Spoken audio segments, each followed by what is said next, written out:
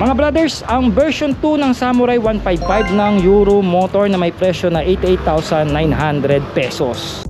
Dito sa harap mga brothers, meron tayong maangas na daytime running light. Turn signal lights nya LED na rin yan. At syempre naka-split type ang kanyang headlight dito na LED na rin. Meron pa itong front telescopic port na suspension at naka-disc brake naman ang ating harapan dito na kargado ng CBS features. 14 inches ang ating gold wheel mags dito na may tire size na 100 by 80 at 14 inches na tubeless na goma. Digital colored meter ang ating panel dito na mayroong essential na indicators at mga meter. Meron tayo rito nga close packets and open packets, no?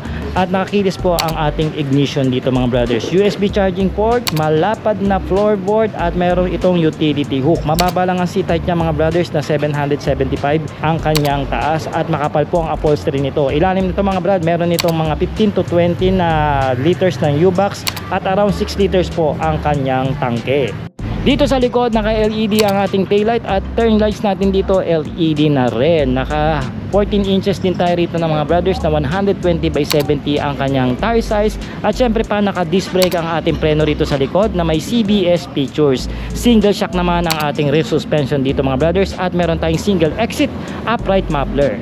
Ang makina nito mga brothers ay merong 14.5 horsepower na dulo at kayang umarangkada ng 14 Newton meter of torque. 150cc single cylinder, single overhead cam na dalawa ang valves. Naka-liquid cooled dito mga brothers since mataas ang kanyang compression ratio at meron din features na ESP enhances smart power for more power and less fuel consumption dito sa makina.